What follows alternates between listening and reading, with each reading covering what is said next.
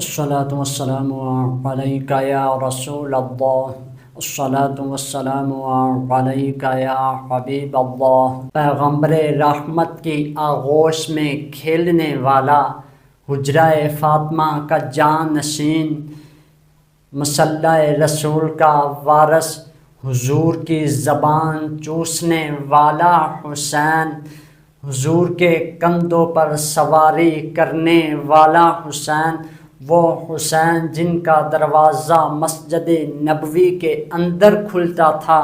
یزید کے کرتوت ایک طرف، افضل ہے کل جہاں سے گھرانہ حسین کا، افضل ہے کل جہاں سے گھرانہ حسین کا، نبیوں کا تاجدار ہے نانا حسین کا، نبیوں کا تاجدار ہے نانا حسین کا۔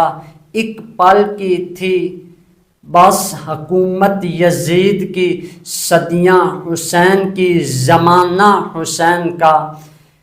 یزید تخت نشین ہوتا ہے، یزید کو یہ فکر ہوتا ہے، حضرت امام حسین، حضرت عبداللہ بن زبیر، حضرت عبداللہ بن عمر، حضرت عبداللہ بن عباس رضی اللہ تعالی عنہ میری بیعت کریں، اور وہ ولید بن عقبہ کو لکھتا ہے کہ ہر صورت ان کی بیعت ہو، اگر بیعت نہ دے تو سختی برتی جائے۔ ولید بن عقبہ نے میرے امام علی مقام امام حسین رضی اللہ تعالی عنہ آپ کی طرف بلاوا بھیجا۔ آپ میرے امام علی مقام امام حسین رضی اللہ تعالی عنہ کو پیغام پہنچا۔ میرے امام علی مقام شہید کربلا رضی اللہ تعالی عنہ آپ فرمانے لگے، یہ پیغام کسی خطرے سے خالی نہیں ہے۔ آپ نے کچھ سواروں کو ساتھ لیا اور کہا کہ آپ دارالامارت کے باہر کھڑے رہنا، جس وقت میری آواز بلند ہو آپ اندر آ جانا، ورنہ میرا باہر انتظار کرنا۔ میرے امام علی مقام شہید کربلا رضی اللہ تعالی عنہ آپ اندر تشریف لے کے گئے۔ ولید بن عقبہ کہنے لگا، یزید تخت نشین ہوا ہے، یزید نے یہ مطالبہ کیا ہے کہ حسین میری بیعت کرے۔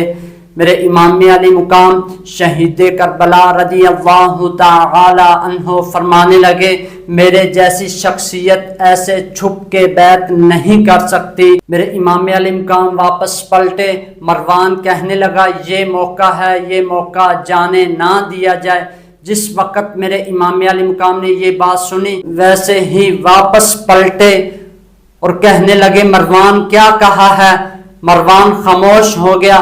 میرے امام علی مقام شہید کربلا رضی اللہ تعالی عنہ فرمانے لگے، مروان ہمیں جانتا نہیں، میں حسین ہوں، علی کا بیٹا ہوں، ہمارے گھر میں قرآن کا نزول ہوتا رہا، ہمارے گھر میں وحی کا نزول ہوتا رہا۔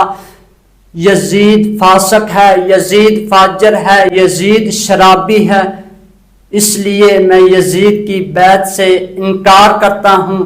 یاد رکھیے، اس واقعہ سے ہمیں یہی سبق ملتا ہے، کبھی کتنا بھی مشکل وقت آ جائے، ہمیں دین کے ساتھ جڑ کر رہنا چاہیے تاکہ اس دنیا میں بھی اور آخرت میں بھی کامیابی حاصل کر سکیں، تاکہ آقا دو عالم خاتم النبیین صلی اللہ تعالی علیہ وآلہ وسلم ہم سے راضی ہو جائیں۔ وما علینا الا البلاغ المبین۔